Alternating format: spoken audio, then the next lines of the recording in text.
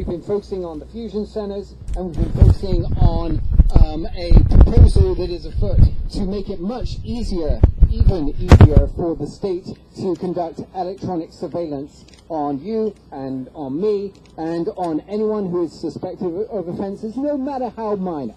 So we've been working a lot on that, and we've been mobilizing people for a petition on that. We have over 4,000 signatures so far, and we are hoping to be able to shoot down that proposal, and we are hoping to be able to restrict the activities of the fusion centers so that they are having to use the unorthodox things like evidence and proof.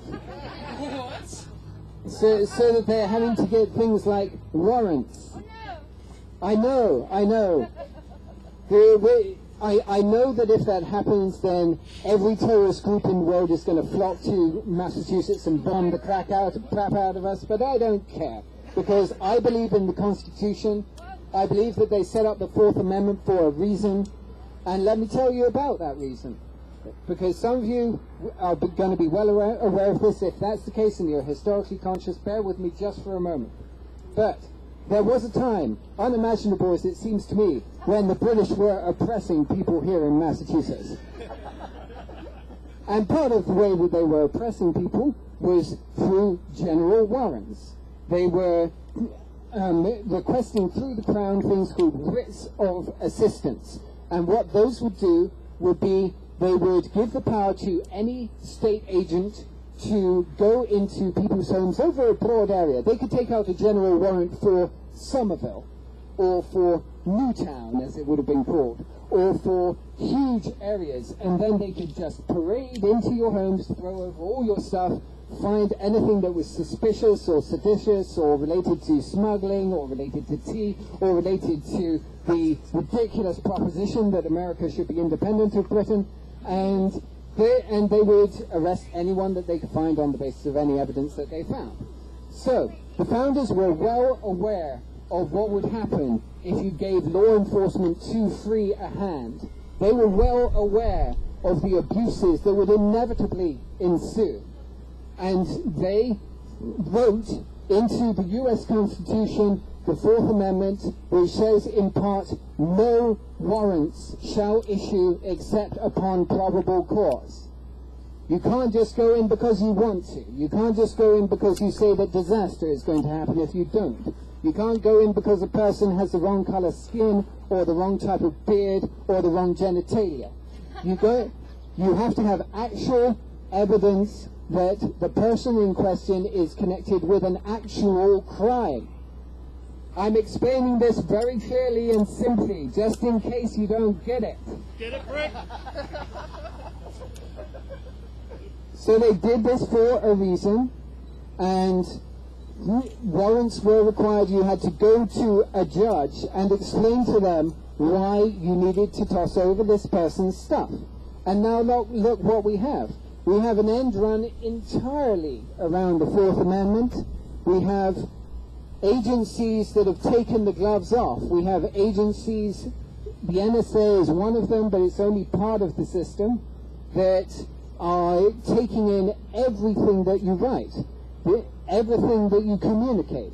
The quote that I've heard is that the NSA can see your thoughts form as you type.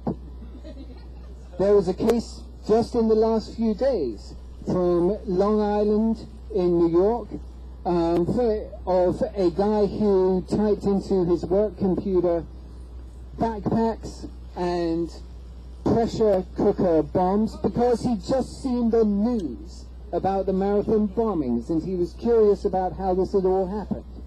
And there was clearly no urgency about this because it was like 2 or 3 weeks later, but 2 or 3 weeks later, 6 agents show up at his house and go, oh, excuse me, we were just passing. You don't mind if we just sort of turn over this and have a look at this, and hey, what's that you're wearing under there? And so him and his wife were understandably freaked out by this, and his wife happened to be one of those suspicious terroristic style blogger people, and put it out onto the internet that this had happened. And then, as happens with things on the internet, things get copied and spread, and information spreads, and now people know about it. God damn it! And the agents just casually said while they were tossing this guy's house, yeah, we do. We do about 100 of these every day, and 99 of them turn out to be nothing. Well, that's a fabulous use of our tax dollars, fellas. Well done. You're expensive people with expensive training, and you're going around tossing over people's houses because they mentioned backpacks in an email. Well done. We can see that this was the same style of genius that led to the successful prevention of the Boston Marathon bombings. So, excuse me. So this is part of what fusion centers do. There are now 78 of them across the country. When I started counting a year ago, there were 72. And they expand, they metastasize like a cancer. And there is no meaningful oversight or limitation on their activities. And as of yet, our state legislatures, who give them most of their money, have not understood how dangerous they are and how much restraint they need to be under. Kate is here, and she works for ACLU of Massachusetts, and ACLU has a great piece of legislation coming forward called the Free Speech Act. It's supposed to safeguard the freedoms of activists such as us, who get surveilled by the Fusion Center, who get labeled as extremists by the Fusion Center. Not just us, but also those other folks that get identified as suspicious, the free state types, the people who want to move to New Hampshire because they believe it's freer up there, the Occupy folks, the libertarians, the third-party people, all the massive lists of people who have been targeted under this massive surveillance state. So, and we have people here from the Veterans for Peace who were directly targeted by the Boston Regional Intelligence Center. So, this is a growing problem, and I encourage you to contact your representatives about the Free Speech Act, which will place some restrictions on what they do. Personally, in my own imagination, what would I love to see? I would love to see them close, because I believe that an agency that does no good and wastes your money should close. I'm very naive when it comes to government, I know. Yeah, I know. I'm all innocent and stuff. But I believe we can do it. And I believe that the Free Speech Act is an excellent first step towards that. I believe that stopping this proposed expansion of electronic wiretapping is another step that we can make. And step by step, we can build a movement that is going to bring back genuine freedom to this state and from Massachusetts onward to the United States. So, I am so happy to see you here today, and I'm going to shut up now. Thank you, Alex. Thank you so much. That was, I mean, he's super smart. He's done so much for the Commonwealth. Anything you can do to support the ACLU and him in getting these at least state protections or Commonwealth protections under our belt would be great. Next up, we've got Steve Revelak of the Massachusetts Pirate Party. He's the quartermaster. I believe that's same as the treasurer? Yeah. All right, cool. So here we go. Steve. Yes, I'm the fellow who mines the doubloons. So, all right, well, I'm here today to give a little talk about two subjects that are very near to my heart, security and security theater. So we're going to have to, in order to explain security theater, we have to sort of unwind the story and talk a little bit about security. So when people think about security or try to explain it, they think, well, it's about keeping people safe. And, you know, some of it involves that, but it's really a bigger issue than that. So security, most folks will tell you that it involves protecting some sort of an asset. I mean, if you go into a shopping mall, there are, you know, security people in there, and they're protecting stuff, not people. But I'll even argue that it's even a broader subject than that. So security is really about the art of risk management, which I give you sounds about as exciting as shopping for insurance, and that's because for the people who do it on a day-to-day basis and really pay attention to it, it is just about as exciting as shopping for insurance. So what does all this risk management stuff entail? So you start with having a risk. So we'll just call it something bad that can happen. Now, associated with this risk, this bad thing happening, you have a cost. Now, it might be a monetary cost, it might be inconvenience, but, it's going to cause some trouble if it happens. And along with that, you have a probability. How likely is the thing to happen? So, has anyone, I lived in Somerville for a while, and I had, my apartment broken into. And that's a sort of a thing that you could, look at. The bad thing, getting your apartment broken into. What happens? They steal your stuff. And what's the likelihood? Well, apparently, in my case, it was likely enough. So, yep. So what do you do once you have your risks, and you try to figure out ones that they're actually likely to happen. So nobody goes around worried about being attacked by a horde of man-eating polar bears, at least not in this area, because we don't have man-eating polar bears in this area, and it's not worth worrying about. But once you've found a couple of things that are worth being concerned about, then you start to get into the mitigation side of things. And the mitigations are really about, taking the risk and reducing it. So each mitigation, like the risk, there's a cost associated with it. So after my apartment was broken into, well, we got another deadbolt put on the door.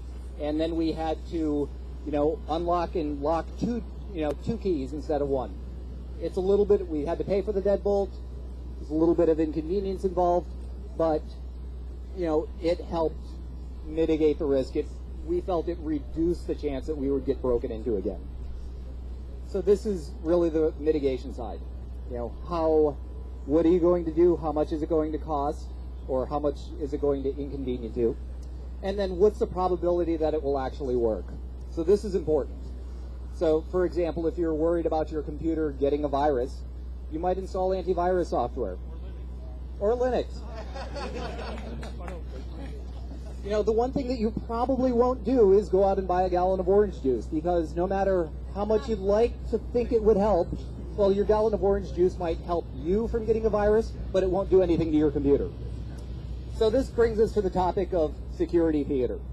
So security theater is usually when you do something, kind of showy, and you say, well, this is in the name of security. This is in the name of mitigating a real risk. But the key things are, well, the one key thing is it really doesn't do anything to mitigate risk. So buying orange juice to prevent your computer from getting a virus, that's a mild form of security theater. I think my favorite example of security theater that we've seen in the Boston area are the TSA bag searches. Like, how many people have had their bag searched? Yeah, I refuse it. Yeah, you could. You did not consent. Or how many folks you walked to the next train station? How many folks walked around to the area, like to a different entrance where the TSA hadn't set up shop? So as you can see, this is strikingly effective. So, but what's even more surprising about the TSA thing, and why I would call it security theater, is you got to kind of run the numbers. So how long does it take to scan someone? I'd say around 15 seconds. Because they take your bag, they wipe it with a little cloth, put the cloth in the machine to see if there's explosives. Quick process. So a team that's scanning for 8 hours a day can scan about 2,000 people. I mean, that's if they just do it nonstop, no breaks, about 2,000 people a day. Now, this is fine. Well, so we're guaranteed that 2,000 people aren't bringing bombs, or are unlikely to have brought a bomb onto the subway. Now, there are about 570,000 people that ride the subway on any given weekday. So if you're scanning 2,000 out of over 500,000 people, the odds that you will find the bomber, the proverbial needle in the haystack, are about 0.3%. It's about 1 in 1,000. So for all of that, public display and the uniforms and the yellow vests and the fancy tables and come over here, please. Their odds of actually catching someone are 1 in 1,000, and that's assuming that the bomber, the would-be bomber, that's ignoring the bomber's sense of human nature. In other words, the bomber would have to agree to this sort of thing. It's like, oh yes, I've got a bomb. Would you like to see it? not. Wearing on your sleeve. Yeah, I'm not before sure you saying get the B word right next to the BRIC's a good idea. Oh. Hi guys. So not to criticize you guys, but well maybe just a little. All right. Don't you have something else to do? So, but the sort of boring, mundane way of looking at this stuff, risk, cost, probability, although it's boring and mundane, it gives you I think it's a useful framework for judging. Well, is this thing when something is being done in the name of security, is it really being done in the name of security, or is it a bunch of or is it a horse show? So, yes. So now, I'd like to close with one thought. And first, I'd like to thank you all for coming. Woo! Give yourselves a hand for coming, because it shows that you care about this shit, and that's important.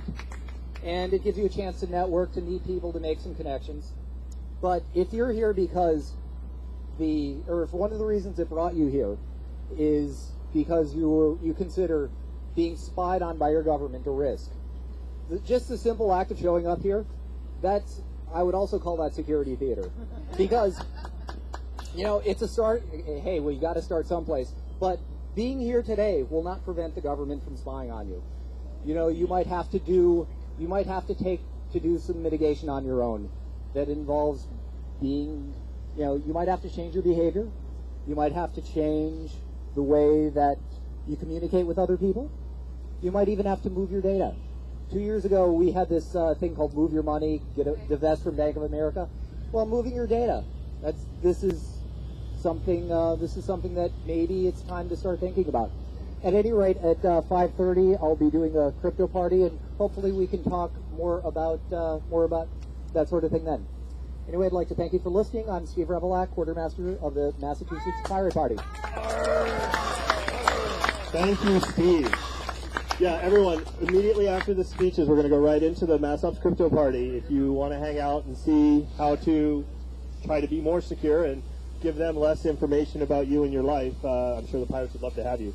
Next up, we've got Kate Crawford of the ACLU. She's the Director of Technology for Liberty Project, which and she does an amazing job getting the word out on ACLU activities. She was at the the legislative justice hearings as well.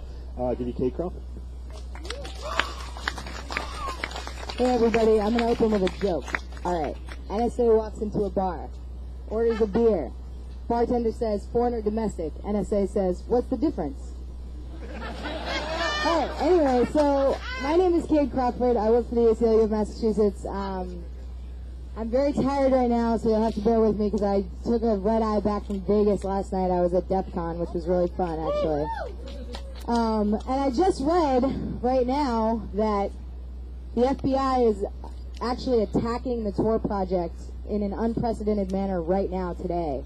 They've arrested an Irish activist who ran a lot of Tor relays, and they're having him extradited to the United States right now, and they're attacking the entire network. So it's actually kind of crazy happening right as we speak. Anyway, so you should look that up on the internets later. But I just want to talk very briefly about some of the stuff that the ACLU is working on, both nationwide and in the state of Massachusetts, to combat unchecked government surveillance. So I'm sure many of you are familiar with the Amash-Conyers Amendment, which narrowly failed to pass the House a couple weeks ago. Essentially, a couple of House members, Justin Amash, who's a right-wing Tea Party guy, and John Conyers, who's an old guard leftist Democrat, got together and put forward a bipartisan amendment which would have severely limited the NSA's power to spy on our metadata. It basically would have ended the metadata collection program. And that's obviously a really huge deal. It would have been great had that amendment passed. It didn't pass, but instead of taking from that a measure of defeat, we should actually look at this as something of a victory because it came really, really, really close to passing. And this would be a huge dent in the NSA's surveillance powers. This metadata program gives the NSA incredible power. I think a lot of people don't realize how intrusive metadata is. In fact, it's often more revealing about our lives than the content surveillance is. And beyond that, it's such a small amount of data, you know, in terms of bytes, that they can literally keep it forever if they want to on everyone. And it shows incredible, you know, incredibly detailed and intrusive information about our associations. For example, journalists should be very concerned about metadata surveillance, because it doesn't matter what you say on the phone. If a whistleblower calls you, the government knows who called you, right? And that's all they really need to know. So the metadata program almost was destroyed a couple weeks ago, but you know, we shouldn't give up hope, because the vote was very close. It was like 7 or 12 votes or something was the difference between the metadata program continuing and it stopping. And that's, you know, those congressional efforts are not going to end. So I would just say, I know a lot of people here probably have very little respect for Congress. You know, I personally share that view in my own life. But I also think that it actually does make a huge difference when we call our representatives. So here in Massachusetts, everybody voted for the Amash-Conyers Amendment except for Joe Kennedy. So if you live in Joe Kennedy's district, give that man a call and give him some hell and tell him that you're really pissed off that he didn't vote to protect your privacy. So having said that, I just want to segue very briefly into what's going on at the state level here in Massachusetts. We're trying to move a number of privacy bills in this legislative session. The legislative sessions in Massachusetts are 2 years long, actually, so it's a long slog.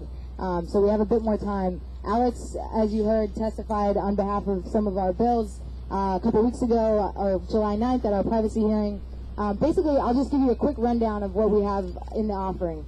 There's a drone privacy bill, which would essentially require a warrant for any police drone surveillance, and it would also ban the weaponization of drones in Massachusetts. There's a bill, the Free Speech Act, which Alex told you about a little bit. There's a sort of, you know, less significant but I guess important bill called the Password Protection Act, which would bar employers and the government from demanding your password. Basically, like, you know, your boss couldn't say, give me your Facebook password because we want to check out your messages or whatever. And then I think that really the two most important bills are, there's a License Plate Reader Act. How many of you guys have heard about license plate readers? Okay, awesome. So license plate readers are basically these little cameras that take a picture of every license plate that they pass by, and they're on police cruisers and stuff. And essentially, our problem with them is that they collect data on everyone. So each file that a license plate reader snaps contains not just an image of the plate, but also a time and date stamp marking where the interaction took place. So basically, if departments don't delete this information after a reasonable amount of time, essentially they can like develop these databases where they can go back, type in your license plate number, and see everywhere you've driven over a given period of time, all without warrants. So our view is that that's completely unacceptable and you know, violative of the Fourth Amendment. So we have a bill before the state legislature right now that the police hate. I mean, this is the bill that they hate more than any of the other ones, which makes me think that it's the one that we need to fight for the most, and it's the most important actually, because they really are amassing incredibly detailed records of where we drive, and it's sort of analogous to the NSA's metadata collection program, because the theory is we collect everything on innocent people, and then only later, maybe someday, just in case, we'll dip into it for some reason that's, you know, undisclosed right now. It's totally unacceptable in a democratic society. You know, they shouldn't be collecting information about us unless they have articulable suspicion, probable cause, etc. So the license plate reader bill, please call your legislators and tell them that you support the ACLU's privacy agenda. So then the fifth bill, the last one, and I'll stop talking after this. The last bill is called the Electronic Privacy Act. This would simply require a warrant for access to cell site location data from our cell phones. So they can, you know, the government couldn't track you without a warrant, basically, through your cell phone. It would also require a warrant for email. Right now, in the United States and in Massachusetts, in fact, the Sixth Circuit is the only place in the country where law enforcement is required to get a warrant to read your email. Everywhere else, there are varying standards because of a law that was passed in 1986 called the Electronic Communications Privacy Act. I was 3 years old in 1986, just to, you know, put that in a little perspective. And, you know, the internet didn't really, well, the World Wide Web didn't exist. Hardly anybody used email. But that's the law that currently governs our email privacy. So back then, hardly anyone stored email for longer than 6 months because, you know, storage was so small, we didn't have, like, the cloud or whatever. And so the law as it stands says that the government does not need a warrant to read your email if it's over 6 months old. I don't know about you, but I have like tens of thousands of emails that are over 6 months old sitting in my Gmail account. And literally, the Boston Police Department does not need a warrant to read them. So that's crazy, and we are trying to change that, and the Electronic Privacy Act would change that. It would basically just require a warrant for any kind of digital surveillance, any kind of, like, you know, online tracking, that sort of thing. So please, again, call your legislators in Massachusetts and tell them that you support these bills, that you're outraged about the NSA, and just finally, I want to tell you about a very pernicious statute on the books in Massachusetts that the Attorney General is responsible for. In 2008, she pushed through an expansion of something called the Administrative Subpoena Statute. And the Administrative Subpoena Statute grants prosecutors broad authority to obtain all sorts of information about us without warrants. I don't know if you know, but subpoenas are basically just pieces of paper that prosecutors have, and they fill them out, and then they send them to Google or to Twitter or to Microsoft or whoever, or, you know, telecommunications companies, Comcast, AT&T, Verizon, and they say, I want information about this person, subscriber data. So it's basically anything except for content. You know, where you live, your credit card number, you know, log-on times, IP addresses that you've logged on to services with, even potentially subject lines of emails, all this sort of metadata stuff that the NSA is getting through its 215 program. Local prosecutors in Massachusetts can get that same information about us without warrants. It's outrageous. It's completely unacceptable. So we're also trying to repeal the Administrative Subpoena Statute, and Senator Ben Swan has a bill before the state legislature right now that would do that. I'm sorry I've talked a lot. If you're interested in any of this, please come talk to me after, and thank you for having me. Thanks very much, Kate. You know, there's another act that's being used perniciously to prosecute computer crime, and that's the Computer Fraud and Abuse Act, and that was passed in 1989, I think, or 1988. So we're talking about some pretty antiquated statutes that are used as a billy club to, well, in the case of one individual, force him to commit suicide. Aaron Schwartz killed himself last year. Next up, we've got a candidate for Cambridge City Council, Nadeem Mazin. Sorry, Nadeem Mazin. Nadeem was instrumental in getting the Occupy Boston movement going. He was a key member of the media team, and now he's trying to do what everyone says Occupy can't do, and that's translate Occupy into a political reality.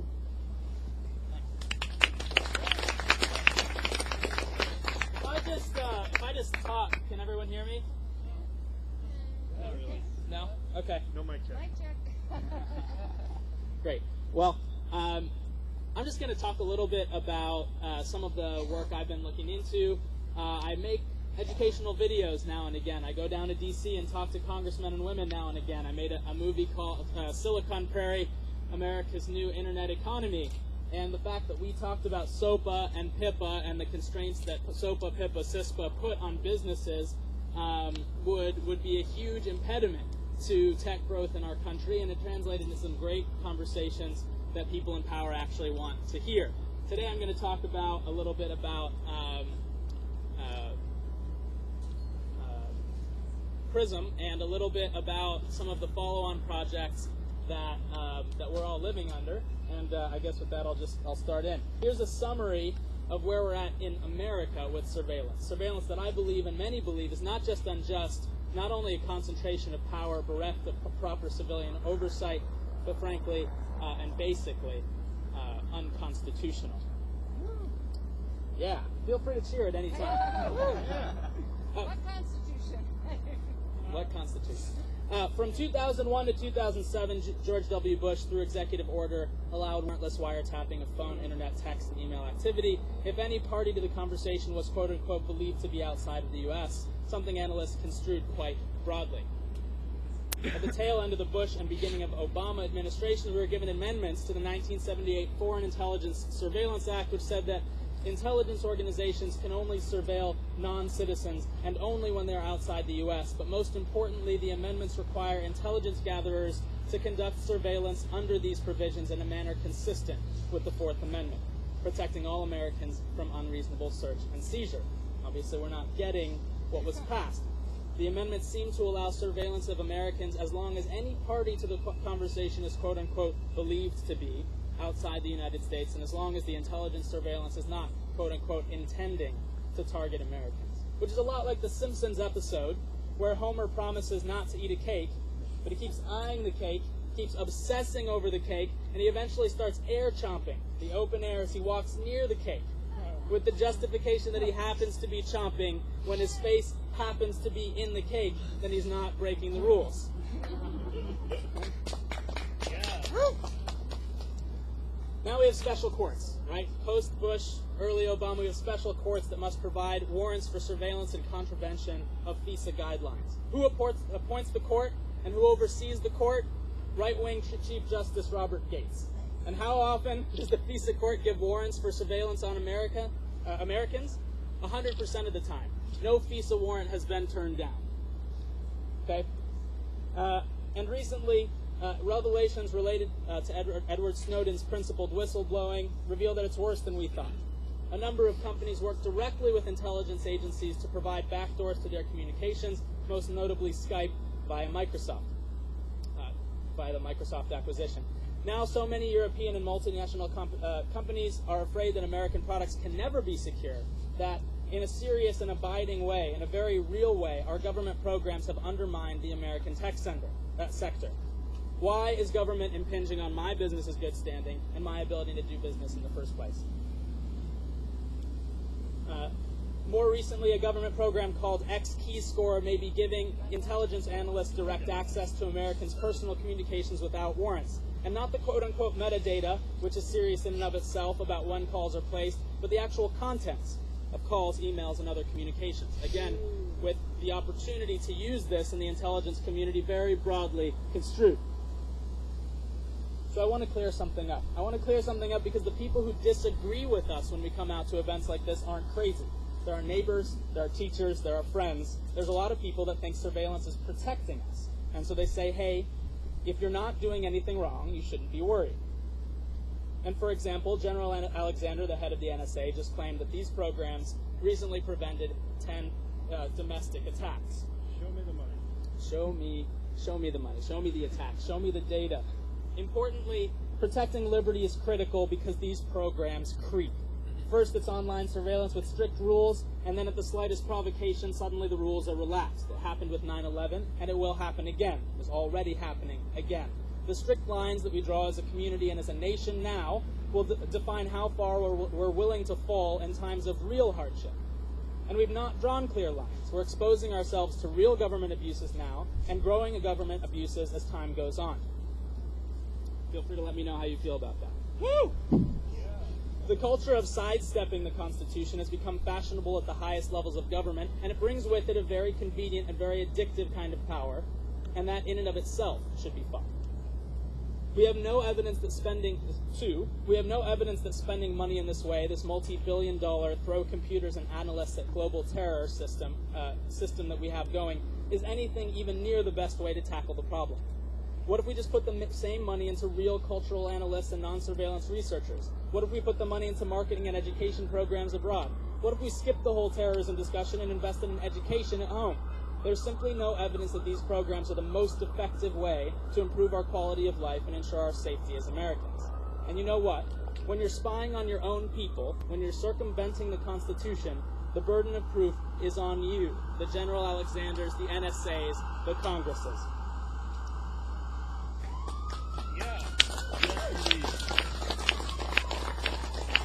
And to the previous speaker's point, on July 24th, Congress voted 217 to 205 not to rein in the NSA's spying dragnet.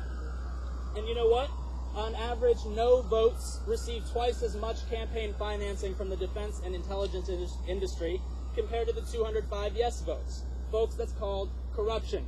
When you can buy a vote, statistically speaking or otherwise, when you can prevent Congress from doing the right thing, that's good evidence that the influence of the military-industrial complex and for-profit intelligence community is real on Capitol Hill. That's something we've been on alert for since Eisenhower. It's a serious threat to our sovereignty because while we have people telling us that terrorists mean to take away our freedom, these communities are doing just that. That is reason enough to curtail these problems. Yeah.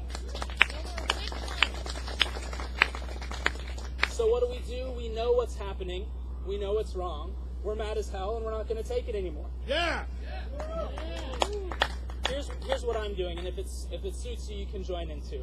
It's a very, very challenging thing to support movements like this from the top down. It's very difficult to support movements like this from the top down. The great people behind Restore the Fourth and behind this event are doing a great job. They brought us all here, and the conversation is building. but it will be difficult without our support, without our time, without experienced strategists. It will be difficult to really change our government in the near term. So I definitely want to give these organizations our time and money, and I hope we all do. But more importantly, let's look at our friend groups and our community groups. Any dedicated group of 4 to 6 leaders can change their community. When I bring 10 people together, that's real problem solving. It's a real problem solving task force. This type of very small group is hugely effective. As a group of 5 to 10, we can have meetings today in our homes. We can take nonviolent actions in the street, and we can influence local politics. We can take turns calling our state reps and our congressmen. We can be consistent. We can organize voter blocks that start with 10 people and surge, come election time, to thousands. We can be real, we can be small, we can be focused, and we can be consistent. And we will tear down this unjust infrastructure in a decentralized, unstoppable way.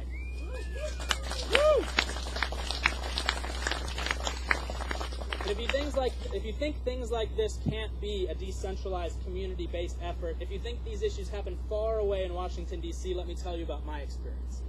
I come from Cambridge, where not 2 months ago the ACLU spoke in fiery opposition to our police CCTV surveillance program. The cameras are already up, we heard. We just need permission to turn them on, and the city council obliged 9-0. Can these cameras be used for federally coordinated surveillance? We don't know. Who has oversight over abuses of power and over the surveillance equipment generally? We don't know. And yet, in my own People's Republic of Cambridge, seat of liberalism in America, we saw huge support amongst our elected officials for such a program. I'm running for city council in Cambridge because I don't feel represented anymore. I hope you guys do the same in your communities. I don't feel represented anymore, and I absolutely know that if we organize in little pockets and focused efforts, that we can restore the fourth in our cities, in our states, and in our great nation.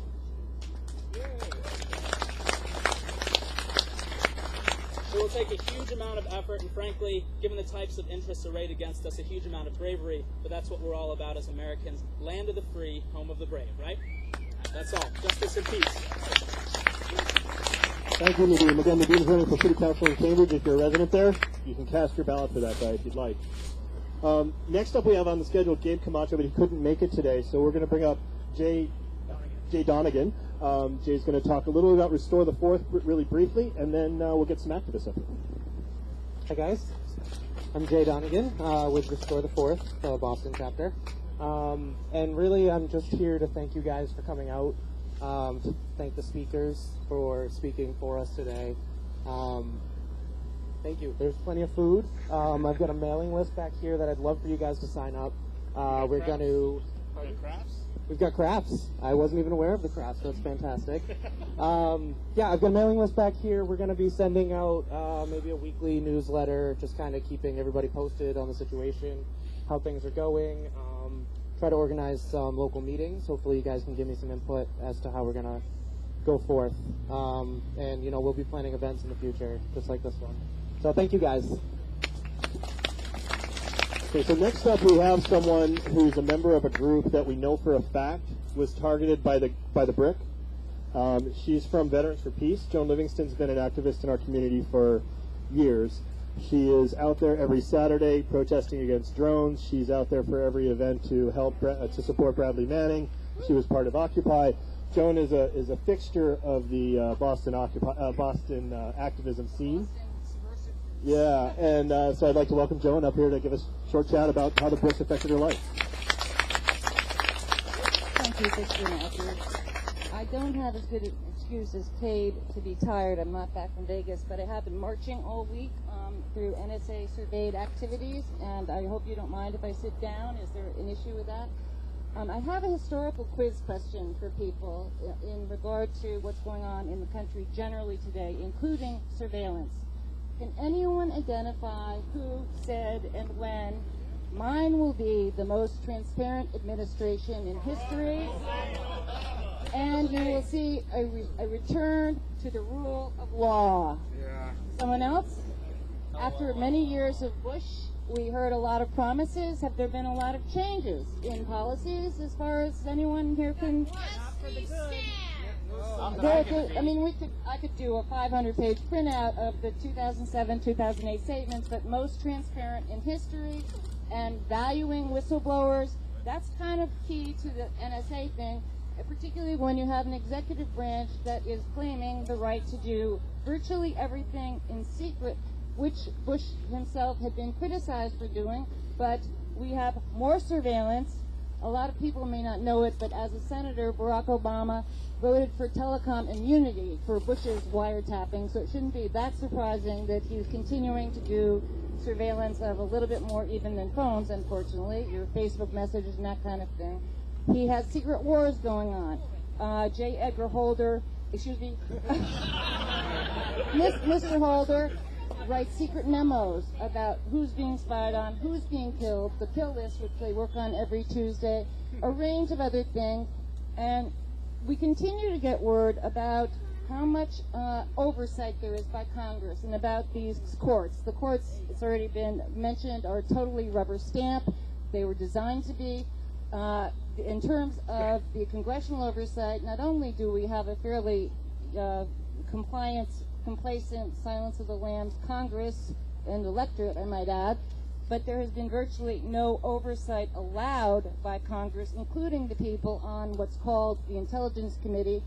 Those of you who keep in touch with writings by Glenn Greenwald, he had an article out just today about more members of Congress who have been filing FOIA requests about what the NSA spying entails, and it is way beyond metadata.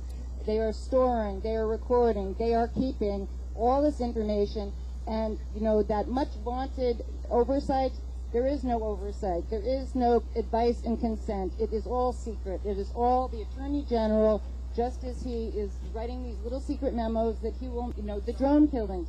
So it kind of, the buck keeps stopping at the White House and at the so-called Department of Justice. And just as I think there was a very great quote by Edward Snowden when he went into exile, because we remember the Declaration of Independence, and for whatever their flaws, the founders wrote some pretty good things there in the Bill of Rights.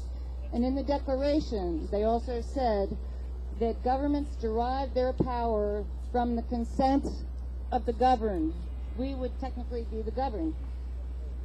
Edward Snowden said consent cannot be considered consent unless it is informed. We have not been informed on how these decisions are made, on how and who gets spied upon, on which countries we are at, excuse me, I don't want to say we, because we aren't, our government is at war with, how the decision is made to kill, assassinate children, civilians, and U.S. citizens, and in many cases, the Congress has not given consent. So I think it's a very powerful concept the founders laid out, that consent was something necessary in what we call a democracy. To go back to an Occupy kind of statement, we used to say, show me what democracy looks like. It's a little bit more like, show us what hypocrisy looks like. That's what hypocrisy looks like. Anyway, it is true that Veterans for Peace, we found, because with the help of the ACLU and the NLG, it was actually fairly old documents, some dating back to 2008, and then some Occupy. Veterans for Peace, and I'm a member of a whole bunch of equally evil groups, had been formally classified by the wonderful protect and serving the shit out of you public servants over here as a quote-unquote extremist group. I don't know if we had a raise since then, because I have many links with me and I'm sending them out, bothering people all the time. The federal government, the Homeland Insecurity people, have defined anti-war groups the same as environmentalists as, and I am not kidding, quote-unquote domestic terrorists. So that helps justify these budgets. When they've got no terrorists to look at, they say, well, let's go look at you. So from being an extremist, representing an extremist group, and many domestic terrorist groups, and obviously anyone who was with Occupy is also, was very much watched. Those little cameras with the facial recognition, which sometimes people found out when they went to the police department that they weren't really happy to see them, and a lot of people got arrested on the basis of those photographs. What I see in terms of what the founders set out as guiding principles, both in the Declaration and in the Bill of Rights, has been turned upside down with this government, possibly for a long time. Obviously, Bush seemed very extreme at the time. Some people now say what we've got is Bush on steroids, because You can't even see what's happening, and we know there are a lot more wars, there are a lot more things, but it's not being made public. So how can you give your consent to something you don't know about? And what's really upside down, especially for someone who promised the most transparent administration in history, how come we don't know anything they're doing? They know everything we're doing. They know we're here now. They know who has talked to whom. They read the emails. They saw the Facebook post. They know every time you tweet, you might as well just send it straight to @gov. They're looking in on your Skype phone calls. So like moan them when you do Skype. You know, that they know everything about us. It's one of the things in the Fourth Amendment, but really it goes through all of the Bill of Rights. An American citizen should have the right to do, and short of, major acts of violence and mayhem, blowing this place up, to be able, freedom of association, freedom of speech. We've seen freedom of speech, freedom of assembly. We've seen these rights stripped away, the freedom of privacy during the Boston bombing incident, which has been mentioned. The Fourth Amendment rights, the right to be secure, those are violated for everyone who lives in this area. The shelter-in-place order, people were not allowed, they were not free to go. And that's the first question when you don't know if you're being arrested. Am I free to go? People were not free to leave their homes. People in Watertown, I actually lived 2 blocks from the bombing site, and they were checking people's papers at the crosswalks. Am I free to go down my own street? No, you're not. And people in Watertown with no warrant, with no notice, they had to face, these SWAT teams saying, come in, we need to see if you've got, the guy's bleeding out in a boat down the street, and they don't know that. So that was a complete violation of everyone's Fourth Amendment rights in so many communities across Massachusetts. So I see this as very upside down. We should know what the government's doing. It's like supposed to be in our name because it's with our taxes. But they know what we're doing, and we don't know what they're doing. It's in a memo somewhere in Holder's filing cabinet. So what do we do about that? I'm sorry, I've taken a little bit longer than everyone else, especially because I have no energy. Oh, and Jeffrey Nunes is finally here. Hi, Jeffrey. I've seen you for a long time. I have a somewhat also overlong quote, but I think many of you are familiar with the quote from the fatherland. That was Hitler's fatherland. Back from the 30s, there was a pastor, a German pastor, who ultimately was taken into custody by the Gestapo and sent to 2 separate concentration camps. I'm going to keep this short because you know the quote.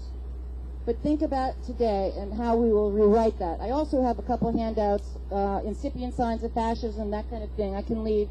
The signs of fascism always include surveillance of ordinary citizens, infiltration of groups, etc., and that's kind of useful to think about. Are we there yet?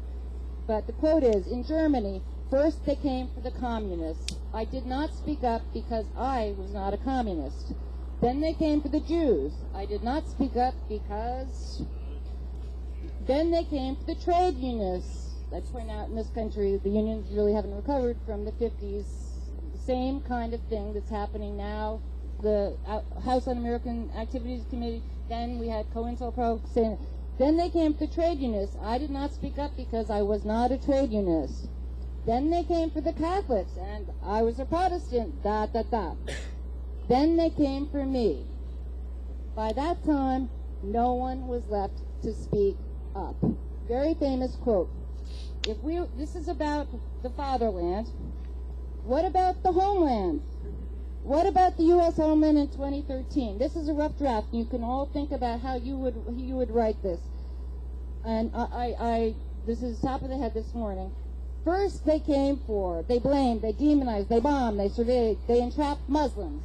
But I was not a Muslim, so they came for it. They stopped and frisked, they jailed, they did mass incarceration of blacks and Latinos. But I didn't speak up because they deported immigrants on an unprecedented scale. They deported conscientious objectors to other countries. But I did not speak up because I wasn't one of them. They detained, they injured, and they arrested all activists, whistleblowers, peace workers, environmentalists, nuclear resistors, anarchists, including the violent suppression of the Occupy movement. But seeing the state's response to dissent and the surveillance of all citizens, and I think all of us have friends who said, I'd like to join you, but, I really can't afford to be arrested, so that really kept the numbers down. But seeing all of this violence, seeing all of this repression, I didn't speak up, this quote might go, for fear of further repercussions from them because of what they do. Some of us know of the Minnesota 23, Carlos Montes, the NATO 5, now 3, etc. The FBI, and the woman who Googled pressure cooker because she wanted to cook lentils, and the FBI came to her house, etc. So, in 2013, first they came for and what are we going to do about it?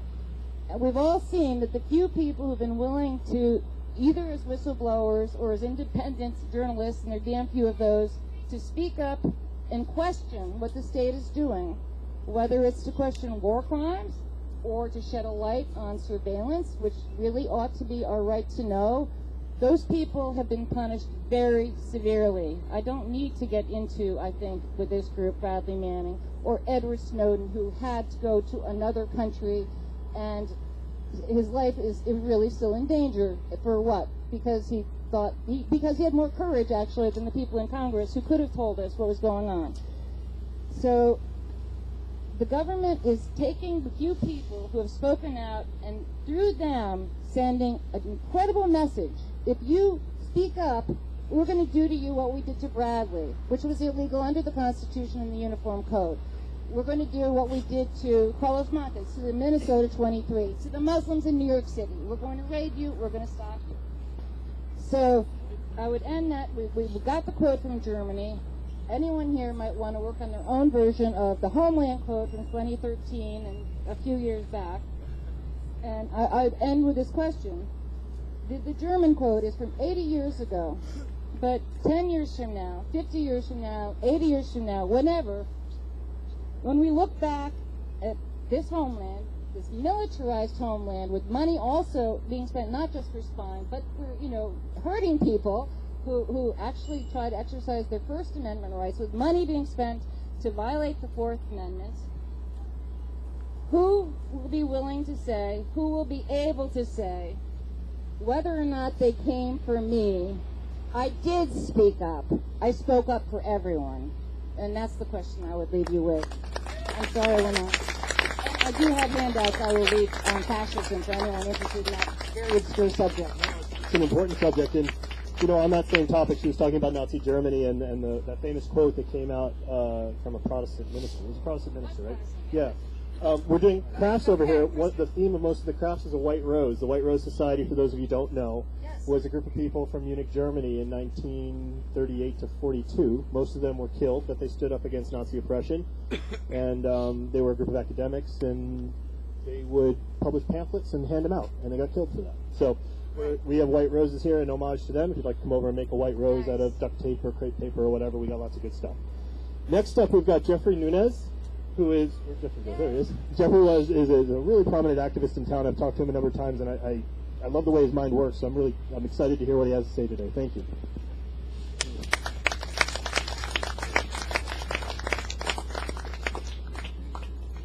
All right, just 1 second, because I kind of got a mess over here.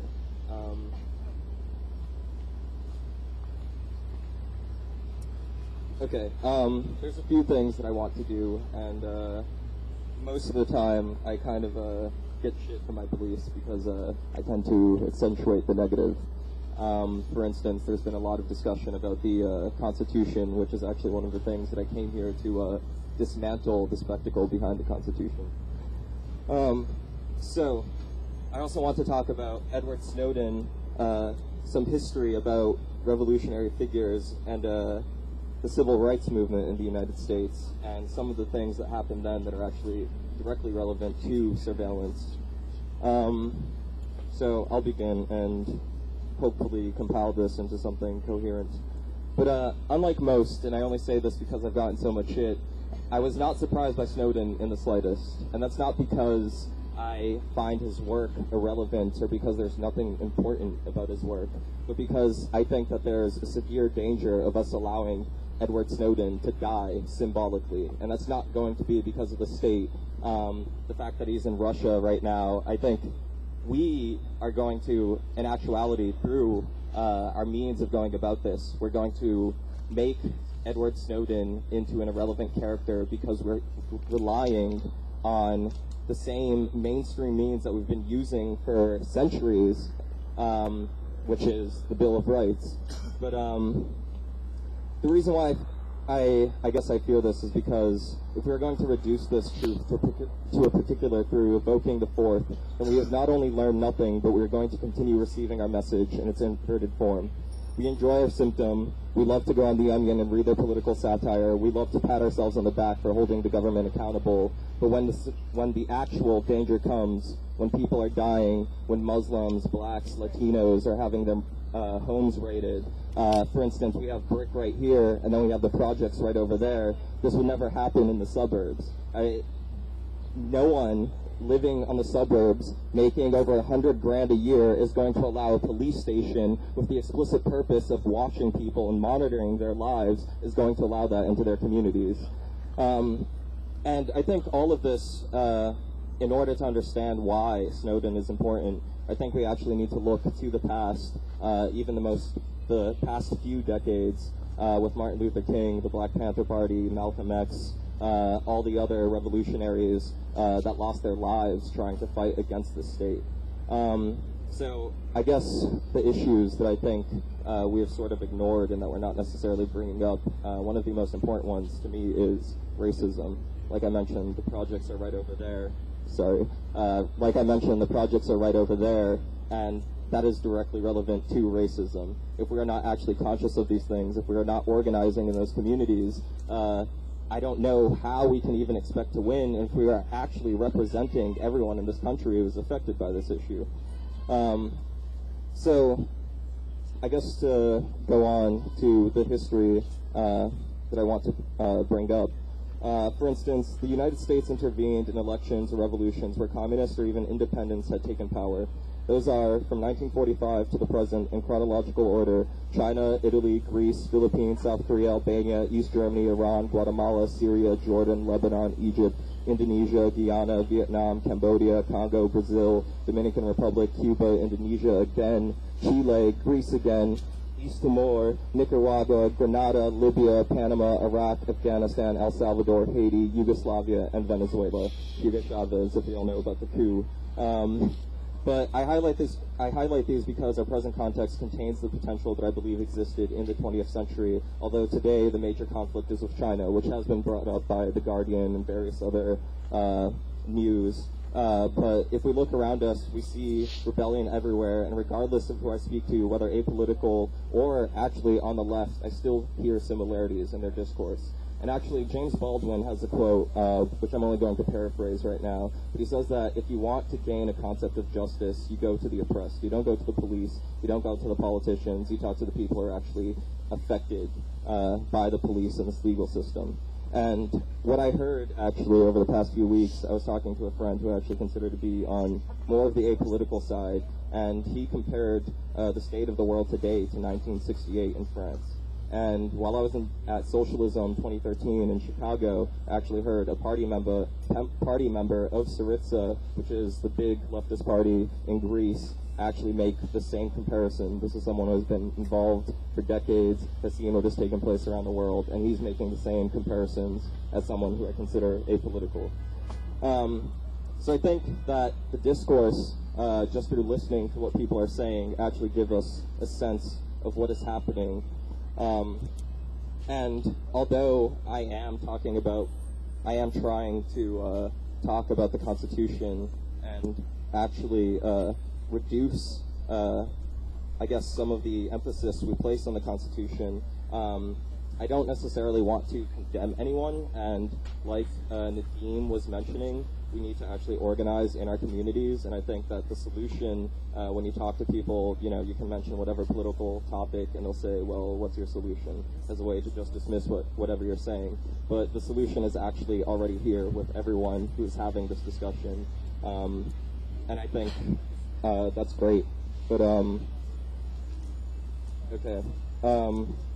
I think that if we're actually going to place Edward Snowden in context, we need to actually look at what is happening in the international context with capitalism, with cyber warfare, with the economic context. For instance, we're seeing rebellions in all of, like, the majority, or I shouldn't say majority, but a large portion of Europe is rebelling. We're seeing rebellions in the Middle East, which the United States is actually intervening in, Egypt and Syria, for example. And I think, and Tunisia actually, but I think that all of this is directly relevant to Edward Snowden and his leak, because NSA, the surveillance that is taking place today, is actually happening because they want to suppress dissent.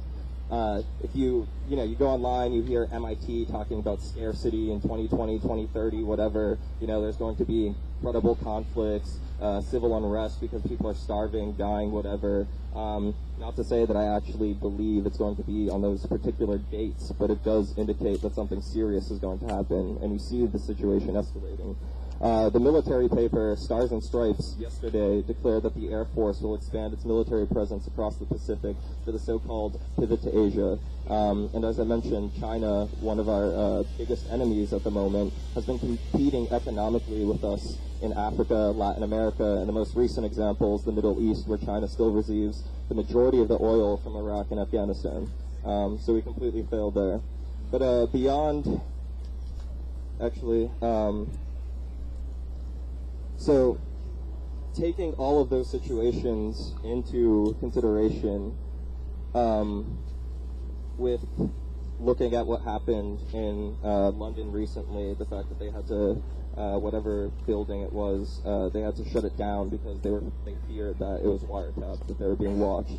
And then Germany today actually, I guess they decided to end their surveillance contract with the United States. Which is pretty cool, but fuck Germany too. Anyway, so to go into COINTELPRO and surveillance in the United States, I'll just read what I wrote. But in 1956, J. Edgar Hoover was the leader of the FBI and started a program called COINTELPRO. The FBI's stated motivation was protecting national security, preventing violence, and maintaining the existing social and political order. Whatever that means, they get to define it, but what it actually ended up becoming was that they monitored the Communist Party of the USA, Martin Luther King, and his so-called black hate group, the SCLC, as well as Cuba, Latino groups, the New Left, Black Panthers, and various others. And in November of 1964, fearful of Martin Luther King's connection to the Communist Party, the FBI sent a threatening letter along with a cassette that contained allegedly incriminating audio recordings of King with women in various hotel rooms, the fruits of a 9-month surveillance project headed by William C. Sullivan. The letter stated, King, like all frauds, your end is approaching. You could have been our greatest leader. You, even at an early age, have turned out to be not a leader, but a dissolute, abnormal, moral imbecile. Your honorary degrees, your Nobel Prize, and other awards will not save you, King. I repeat, you are done. No person can overcome facts, not even a fraud like yourself. I repeat, no person can argue successfully against facts. Satan could not do more. What incredible evilness, King, you are done. King, there is only one, this is a really shitty letter, by the way. I guess the FBI can't really write, but King, there is only one thing left for you to do. You know what it is. You have just 34 days in which to do it. You are done. There is but one way out for you. You better take it before your filthy, abnormal, fraudulent self is bare to the nation. And what that meant is that they wanted Martin Luther King to commit suicide, which he did not do. And while we have a specific picture of Martin Luther King, he's actually not really even mentioned all that much in high school. And I went to a pretty diverse school. I've been all over Boston, but I've been in the inner city schools, and we talk about like American history, the American Revolution, and then we just sort of skip the Reconstruction. We talk about the Depression briefly, and then we get to like Martin Luther King, and all we hear is about like the March on Washington, nothing else. But anyway, communists actually funded Martin Luther King, and Martin Luther King allowed them to speak at the Southern Christian Leadership Conference. And in one speech, Martin Luther King stated, "We must also realize that the problems of racial injustice and economic injustice cannot be solved without a radical redistribution of political and economic power." And although Martin Luther King did not identify as a communist, he did identify as a democratic socialist, which means he advocated for the social ownership of the means of production. I can question the motives of Martin Luther King's statement, the fact that he wouldn't just identify as a communist, and that probably has to do with surveillance and the fact that he was black. with the entire situation back then, it wasn't necessarily safe to lose your job, be killed, etc. for your identity? Do that because the Black Southern Leadership Council was actually being also funded by the Democratic Party. He had the political power to do so. My mother was part of the civil rights movement in Wilmington, North Carolina, and she actually knew Julian Bond and she knew Martin Luther King. The reason that he did it is because he was hoping that the Democratic Party itself would come out and give more money during that time period, especially during the time period you're talking about. Because that's also the time period of the garbage men strike. He was hoping that labor itself would come out and do the right thing. Yep. That's why he never wanted to sign. Thank you for that. I'm actually going to talk about the sanitary workers that went on strike. Let me see. But anyway, in 1968, Martin Luther King was assassinated when he was actually on his way to what she just mentioned. The sanitary public works employees were on strike, and